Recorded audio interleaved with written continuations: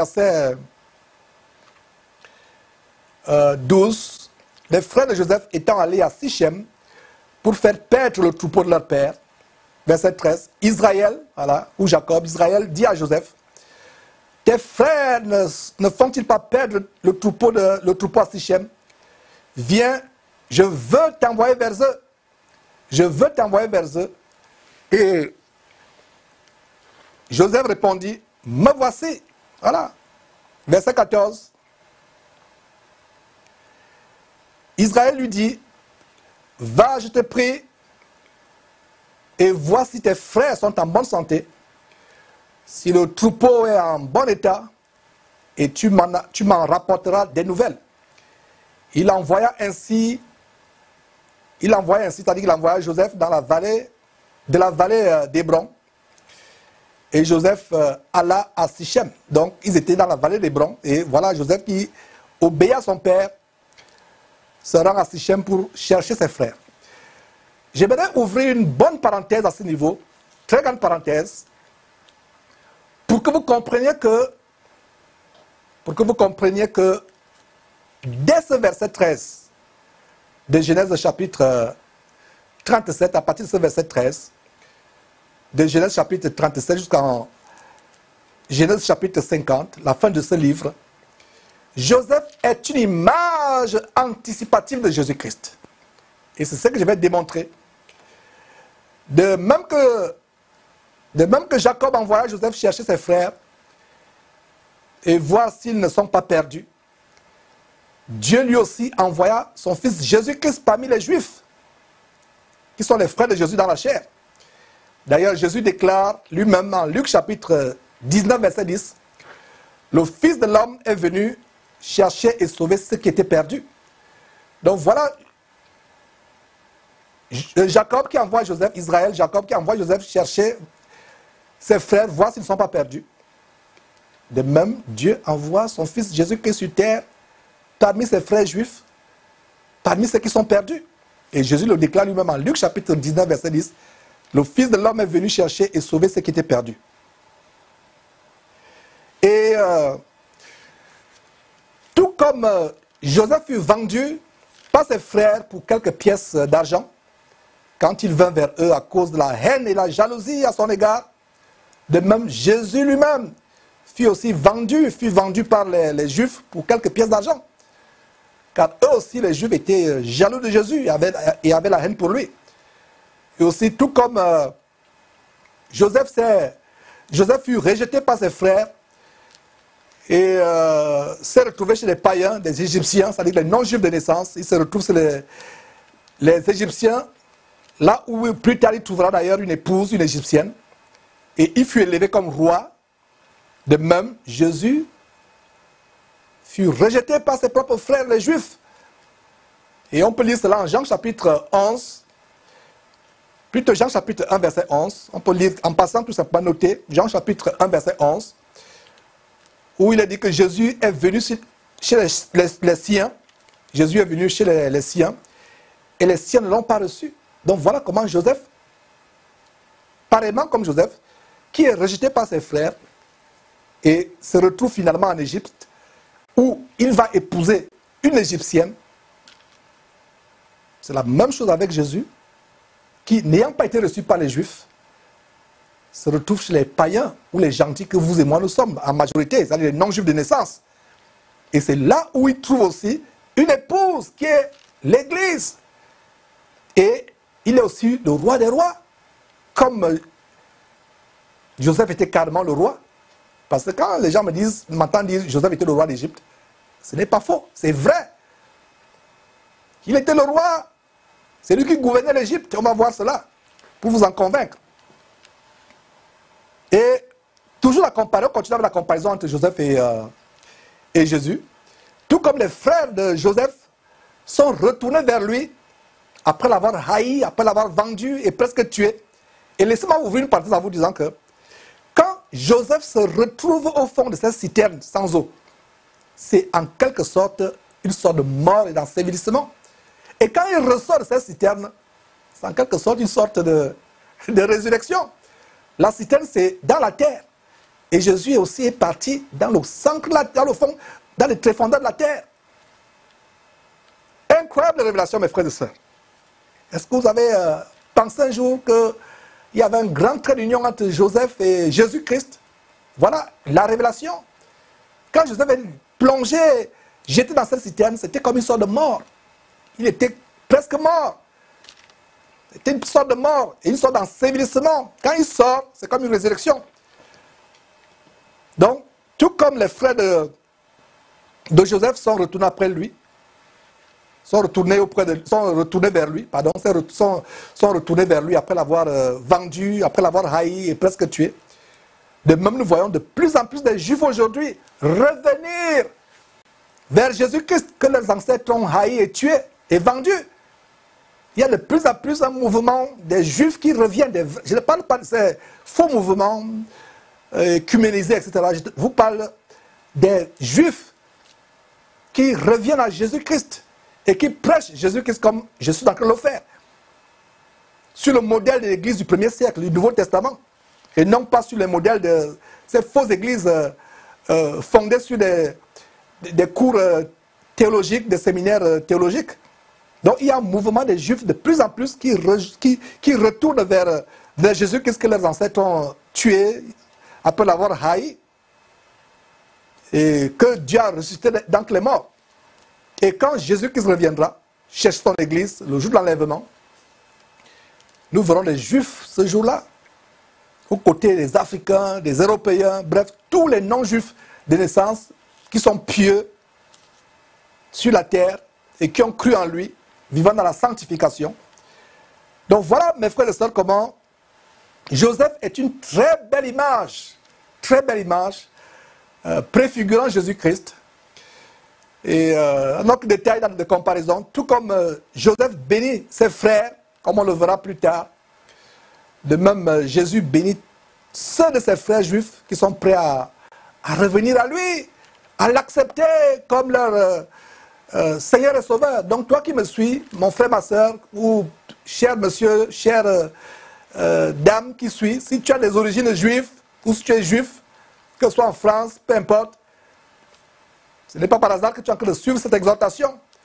Tes ancêtres ont rejeté Jésus-Christ, mais tu as la capacité de revenir à lui, de l'accepter comme ton Seigneur et Sauveur personnel.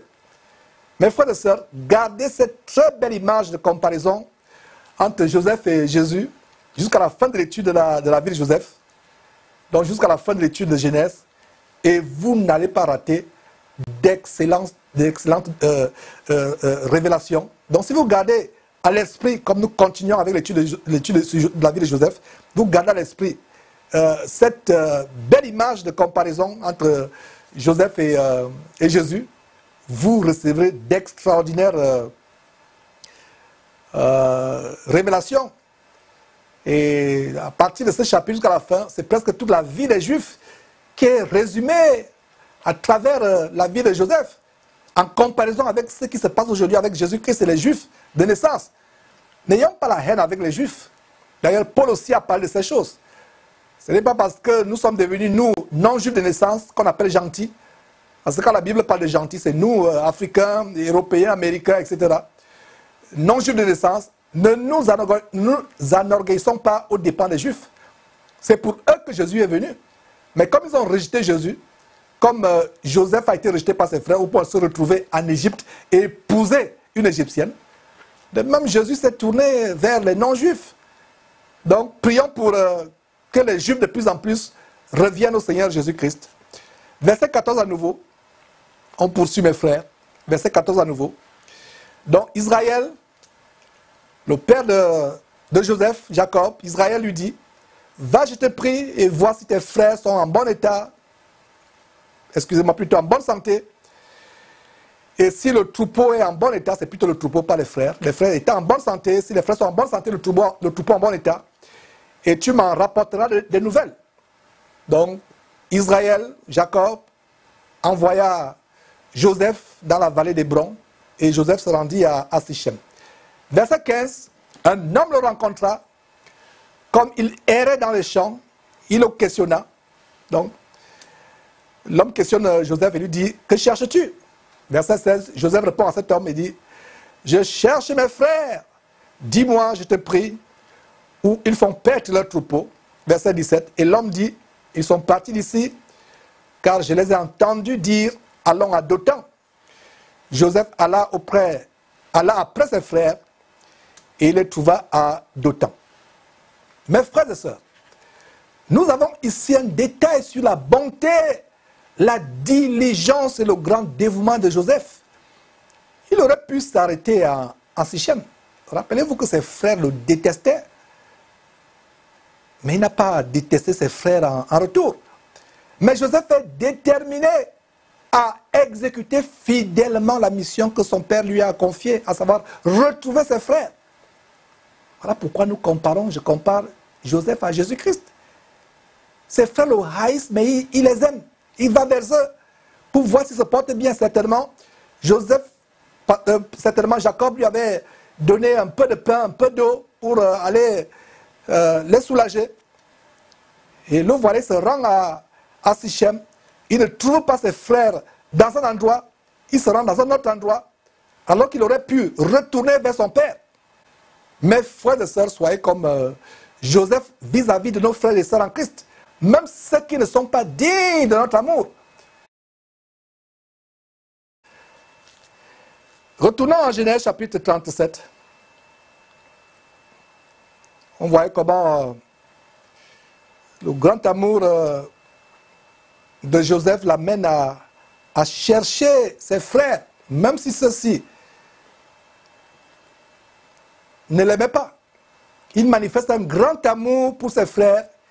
Il ne se décourage pas. On leur dit, ils étaient dans un tel endroit, ils sont partis. Il ne retourne pas vers son frère, son père.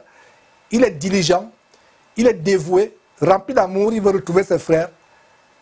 Mais c'est pour aller presque mourir. C'est terrible. Il a de l'amour pour ses frères, de la bonté. Mais on va voir ce qui va se passer par la suite. Verset 18. Ses frères, les frères de Joseph, le virent de loin, et avant qu'il fût près d'eux, ils complotèrent de faire quoi? De le faire mourir. C'est ce qu'il disait.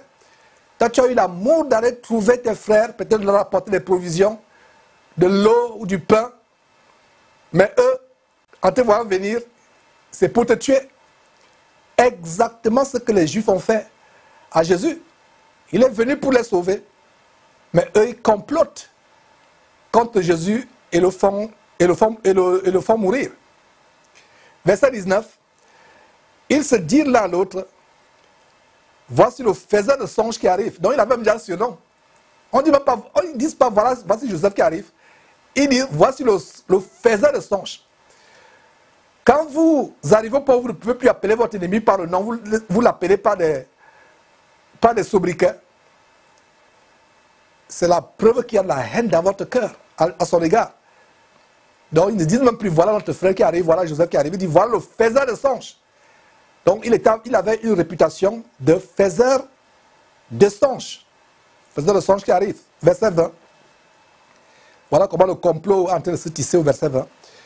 Venez maintenant, tuons-le et jetons-le dans une des citernes. Nous dirons qu'une bête féroce l'a dévoré et nous verrons ce que deviendront ces songes. Mes frères et sœurs,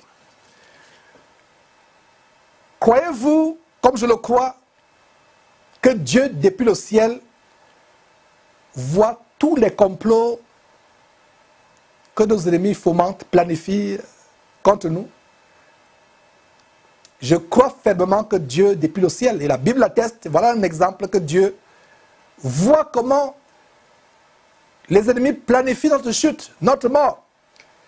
Si Dieu n'observait pas le complot des frères de Joseph, à savoir le tuer un homme innocent, au cœur pur, Joseph serait mort.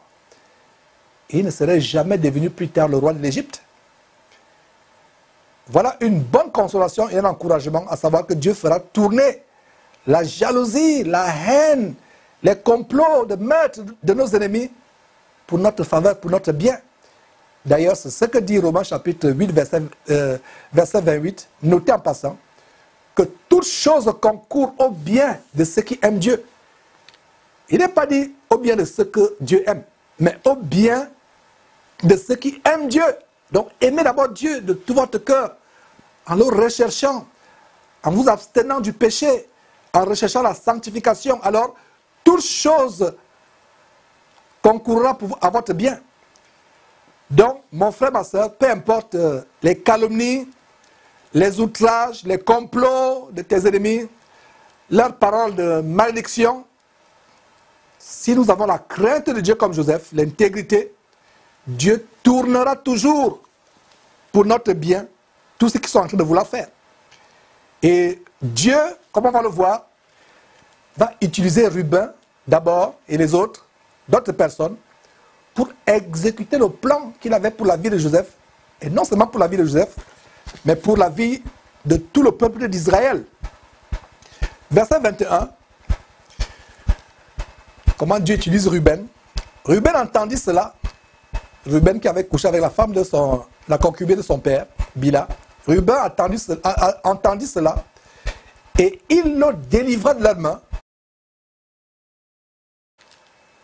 Nous voyons dans Ruben, verset 21, on a lu, relisons verset 21, comment Ruben entend le complot qui a été fomenté contre Joseph. Et Dieu l'utilise pour délivrer Joseph de leurs mains. Et Ruben, l'aîné de la famille, dit, ne lui ôtons pas la vie. Verset 22. Ruben leur dit, ne répandez point le sang. Le sang, il n'a pas dit ne répandez pas, mais ne répandez point. Ne répandez point le sang. Jetez-le dans cette citerne qui est au désert. Et ne mettez pas la main sur lui. Il avait dessein de le délivrer de leurs mains pour le faire retourner vers son père. C'est extraordinaire, mes frères et sœurs, comment Dieu peut contrôler un seul homme, même païen ou inconverti comme Ruben, dans toute une foule d'ennemis ou un groupe d'ennemis, pour changer la direction de leur projet méchant contre vous. Nous devons croire à cela, les amis, mes frères et sœurs, croyons en cela. Verset 23. Alors, Joseph, verset 23 plutôt, oui, effectivement, verset 23. Lorsque Joseph fut arrivé auprès de ses frères, il le dépouillait de sa tunique, de la tunique de plusieurs couleurs. Ce n'est pas par hasard que le Saint-Esprit précise encore la tunique, virgule, la tunique de plusieurs couleurs, parce que c'était un des points, mes frères et sœurs, de la haine. Cette tunique de la haine des frères, cette tunique était ce qui attisait encore plus la jalousie et la haine des frères de Joseph. Donc verset 23, lorsque Joseph fut arrivé auprès de ses frères, il le dépouillait de sa tunique, de la tunique de plusieurs couleurs qu'il avait sur lui. Verset 24, ils le prirent et le jetèrent dans la citerne. C'était une citerne vide. Et il y avait point d'eau.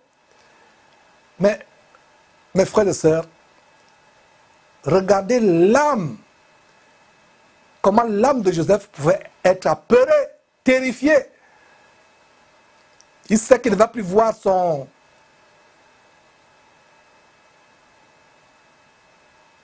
Il sait qu'il ne va plus voir son père. Et ma compréhension ici, mes frères et sœurs, je dis bien que c'est ma compréhension, c'est qu'il y a même eu un miracle. Joseph, jetant dans la citerne, il n'est pas dit qu'il s'est brisé, qu'il est arrivé en Égypte en boitant. La citerne n'avait pas d'eau. C'était une citerne vide qui aurait pu amortir sa chute. Donc on le jette. Et ne pensez pas que ses frères méchants, haineux, jaloux, étaient délicats ou pour y avait une corbeille. C'est les frères qui aiment, c'est les frères aimants comme ceux de l'Église au 1er siècle qui ont fait descendre Paul par une corbeille. Voilà une preuve d'amour. Mais les frères de Joseph ne pouvaient pas le faire descendre de manière délicate, avec délicatesse au fond de la citerne. Ils l'ont jeté. Et il atterrit. Il n'est pas fracturé. Il n'a pas de blessure. Ce n'est pas par hasard que la Bible, le Saint-Esprit précise au verset 24 que cette citerne était vide. Il n'y avait point d'eau. Donc elle était sèche. Malgré cela, il n'a pas eu de fracture. Dieu l'a préservé. Dieu a certainement mis un matelas douillet sur lequel Joseph a atterri. En fait, c'est ma compréhension, mes frères et sœurs. Vous la prenez, vous la laissez, c'est une compréhension personnelle. C'est pour ça que je précise souvent quand c'est mon opinion ou ma compréhension personnelle. Verset 25. Ils s'assirent ensuite pour manger. Regardez, mes frères, la haine. Votre frère est jeté au fond du citerne. Vous ne vous souciez même pas s'il a atterri sur le crâne, s'il s'est cassé le cou, la colonne vertébrale, s'il est mort. Vous allez carrément vous asseoir pour manger. Manger quoi? J'espère seulement que ce n'est pas les vivres que Joseph avait apporté qu'il mangeait. J'espère qu'il mangeait autre chose. Mes frères et sœurs, ils s'asseyent pour manger. Regardez la criminalité dans le cœur, la haine, le meurtre. Donc, verset 25, à nouveau, ils s'assient pour manger. Ayant levé les yeux, ils virent une caravane d'Ismaélites venant de Galade. Leurs chameaux étaient chargés d'aromates, de baumes et de myrrhe qu'ils transportaient en Égypte. Quelque chose est intéressant à partir du verset 26, mes frères et sœurs. Apprêtez-vous à recevoir une autre grande révélation. Verset 26. Alors Judas dit à ses frères,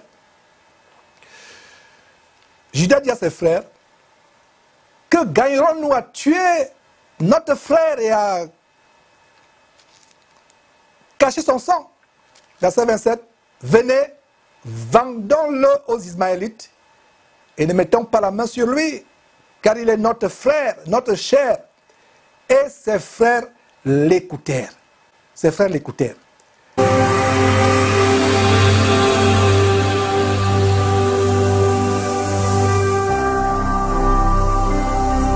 Jésus-Christ TV, vous connaîtrez la vérité et la vérité vous affranchira.